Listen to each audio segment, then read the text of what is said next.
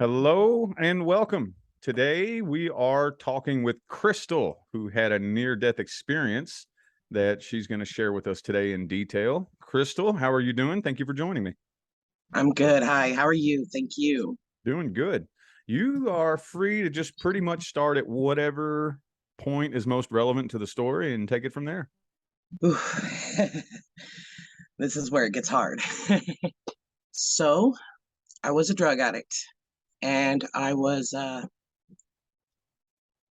um I had a lot of trauma and I'd had a lot of things happen to me that really that's what led me to being a drug addict in the first place. Was the trauma and the lack of the self-doubt, the lack of confidence in myself, the lack of self-esteem, the lack of self-love. And so I was with a narcissist at the time, and we were doing a bunch of drugs, and I'd been up for days. I hadn't been eating or drinking, and your body gets out of whack when you do that. And I had this urge, I had this pull to go back to the place we were staying where my dog was. I needed to be with my dog. I just felt that. I needed to be back with my dog. She's my rescue. She's a three-legger. She's so sweet. But so I had this urgent, overwhelming pull to get back to my dog.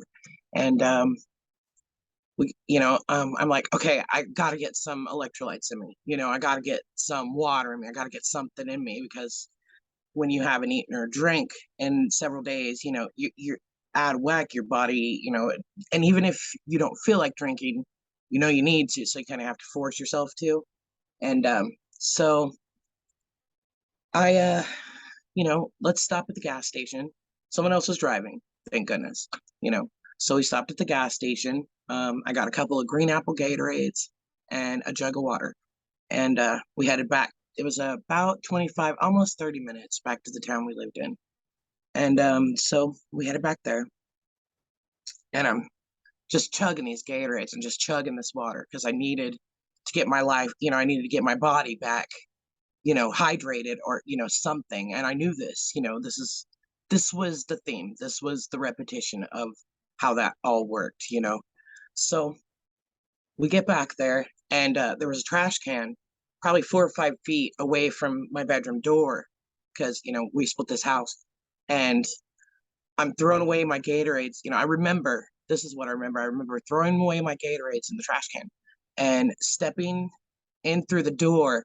And about the time that I hit the trash can, I saw blue and red and yellow and green lights in my eyes like this. And it just blocked my vision. And they were moving sideways like this. And I followed them with my eyes. And when I did, I wasn't there. I felt my body hit the bed. And that's all I remembered from, my physical existence. After that, I was nothing but energy. I was a part of everything. I was with Source, God, Spirit, the universe, whatever you want to call it. I was there. And I just felt this overwhelming sense of love. And I knew, I just knew. And it felt so peaceful and so blissful. And I stayed there, for a while. There's no time. Time doesn't exist. There. It's not really there either. I can't explain exactly what it is, but it doesn't exist. But everything is connected, and I just knew, you're a part of everything. You are everything. You always have been everything. And so I, all of a sudden I got this knowing. It wasn't a voice, but it was like a knowing. I just knew, you're not done yet. You still have stuff. Still have things left to do. You still have purpose. And I opened my eyes, and my boyfriend was sitting there, and I was so devastated to be back here. I was so disappointed, and at the same time, I was humbled and overwhelmed that I had been blessed and gifted a second chance. I knew what had happened, but at the same time, I was pissed. I was pissed to be back, like disappointed, back to this reality because it sucked at the time. And I looked around at my life and I was like, you know what? This isn't for me anymore. This isn't for me. I got stuff to do with this life. And I journeyed forward. I relapsed a few times, but I kept on moving forward. And there's been a lot happened since then that I'm quite proud of, actually. But you know, we we're talking about my NDE. Do you have any questions? I'm Yeah, gonna get my yeah. answers ready.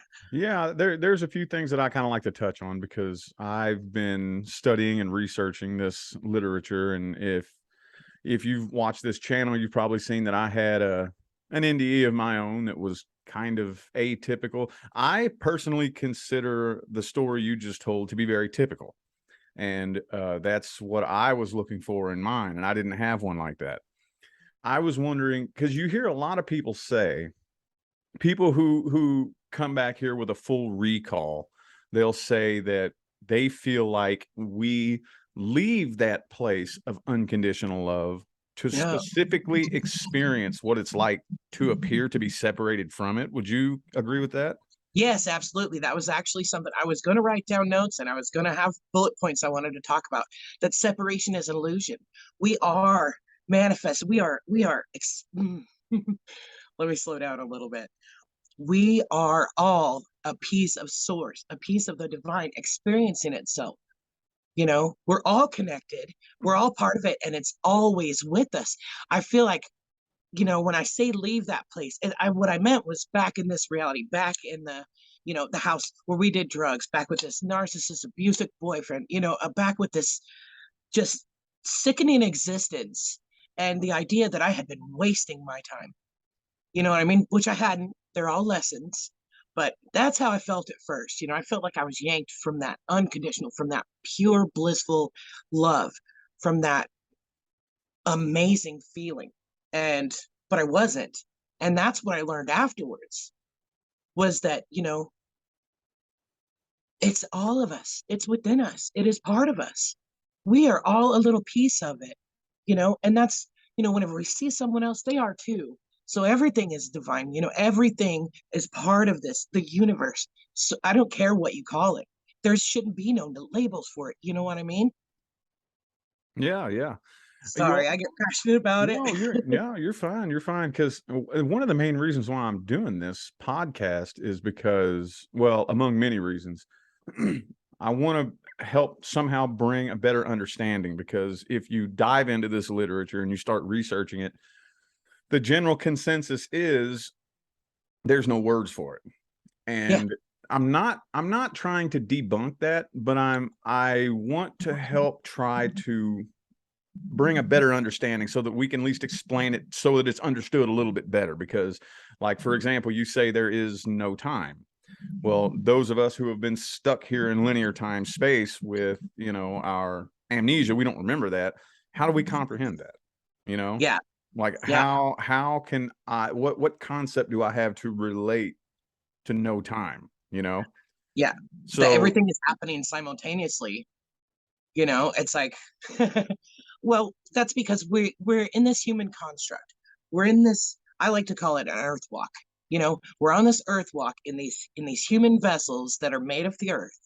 You know what I mean? And we're walking along, experiencing things like that. And as humans, we have created a measurement. We've found a way to measure, light and dark, to measure the day and the night. You know what I mean? And that's become our system, our day. You know what I mean? So we've always been taught that, and we've always had these belief systems piled onto us, like just kind of force fed down our throats. And these constructs, these other people's ideas and other people's way to measure stuff has been just poured down our throats and forced on us. And, we're from a very early age, we learn from other people's experiences. So we aren't able to formulate opinions on our own or, to realize that, that's just, like time, like that doesn't truly exist. That's just, we measure it as humans. It's a comfort thing, I think. And plus you have to have a way because we have the work system.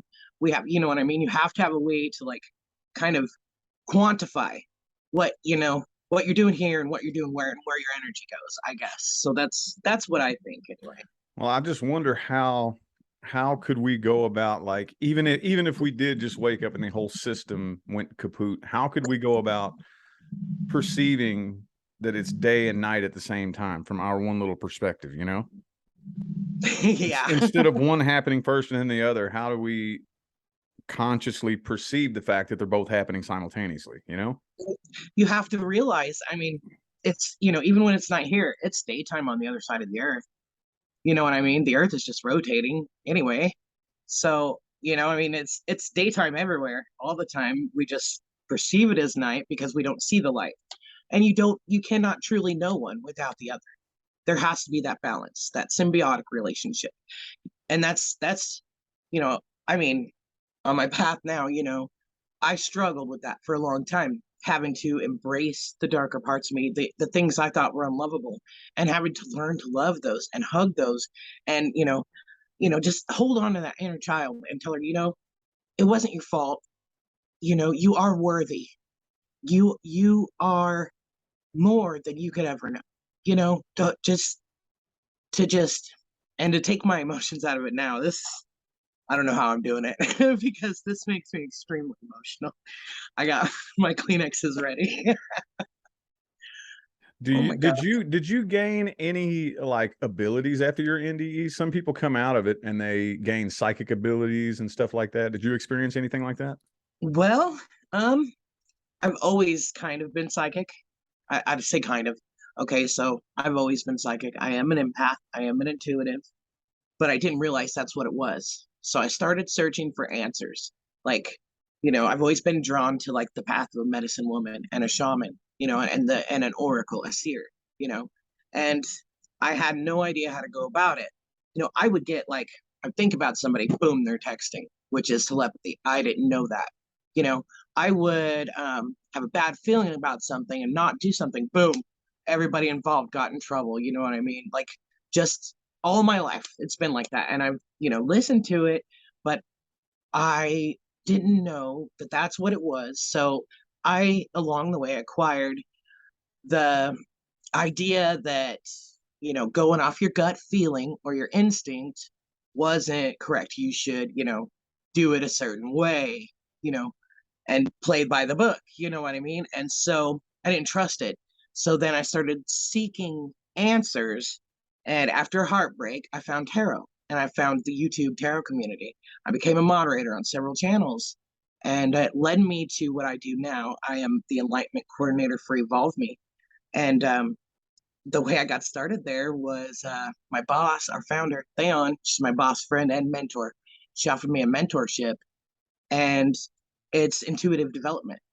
So she's because my biggest problem was not knowing how to disconnect, you know, because I could understand shit. That was part of why I was addicted too. I didn't want to feel those feelings. I didn't want to know the stuff that I knew. I didn't want to have to deal with that.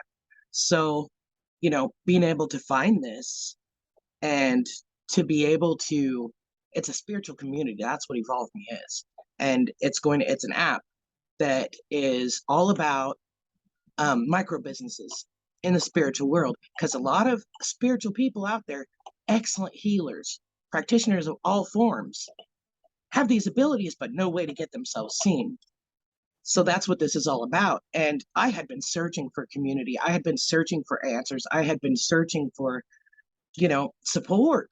I mean, you go through something like that and you're like, okay, I'm just crazy. I mean, my YouTube name is Crazy Crystal. I go by CC now because I don't want to really drop the crazy altogether, but then again, it's not very professional sounding. And I just kind of like CC. It's kind of friendly, you know? But I mean, the people around here in my hometown, I'm crazy to them. You come at people with knowledge, you come at people with otherworldly information, and they think you're bonkers. So I just embraced it a long time ago. I have an Aquarius moon, so I'm a little bit of a rebel. I know you're an Aquarius. Your starseed stuff like that. Like I've seen, the things that you do. I've learned so much from you. Manifestation. I would watch you, even though I got kind of sick of love tarot because after the heartbreak, I figured out that I was codependent. That was a trauma bond, wasn't a twin flame thing. And, I was learning how to heal myself. And I would still watch because your tidbits of manifestation and advices for Pisces, you know, those are just some of the things that I just absolutely, loved and looked up to. You had talked about being homeless. You had talked about being an alcoholic. And I saw you out here successful telling your story. And I thought to myself, wow, maybe I can do this. Maybe I can do something bigger and better with my life, and started paying attention. And Yeah, it's helped me.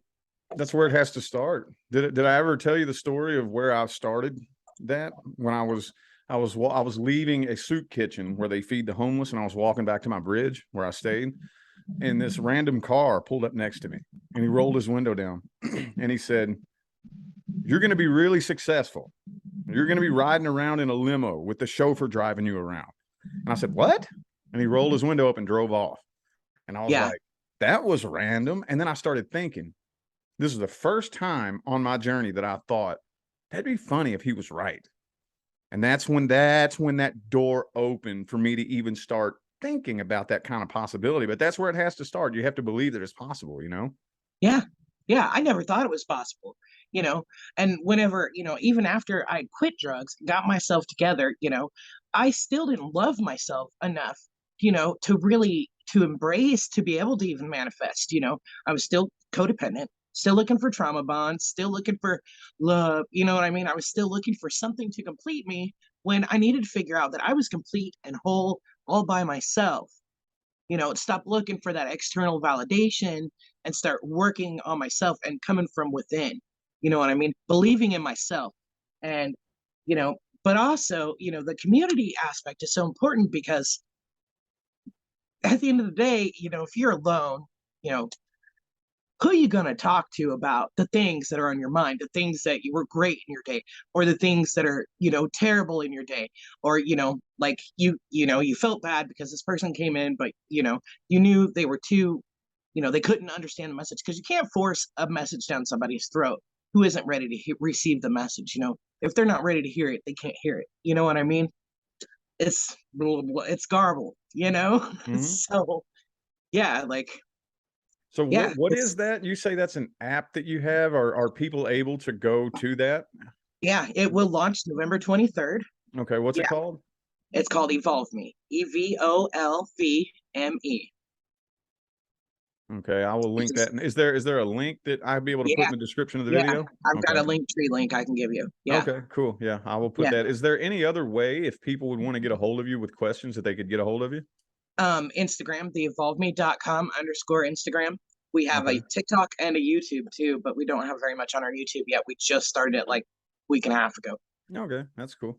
I will link all that in the description of the video. Um, before we wrap it up, is there any other maybe positive message that you would want to share with the viewers? Absolutely. Love yourself for you. Believe in yourself. You are more than you ever could realize. You are a little piece of the divine, manifested, experiencing itself doing this earth walk. Like, I'm Yeah. sure there's more, but Yeah, yeah. No, that's totally cool. I mean, that's I think is the biggest message that any of us, can try to get out there. I'm constantly driving myself nuts trying to figure out ways to say it because, if you're anything like me, I'm the type of person that when I hear something cliche, it goes over my head. right. So, like the majority of the things that I've learned on my path, the way I learned them was I heard somebody say it in a way I'd never heard it said before. And Yeah, that's what made it exactly. stick. And it clicked. Yeah. Yeah, exactly. That's happened to me continuously, like I would really need some information and I find it like that's the way that I learned tarot was actually watching other readers. And, like I'd bounce around to different readers, checking out their channels and watching them read, and then they'd be like, oh, we've got the King of Pentacles here, this is stability, this is a businessman. You know what I mean? And I'd be like, oh, okay, now I get it. Hmm. So yeah, yeah, somebody has to say it just right so it clicks. Yeah, absolutely. All right. Well, Crystal, I greatly appreciate you joining me on the podcast today. I'm going to go ahead and wrap it up. I wish you the best and you have a good day. Okay. Thank you so much. I appreciate the opportunity. Absolutely. But and you're incredible. All You're right. making Thank a you. difference. Thank you so much. Bye bye. You're welcome.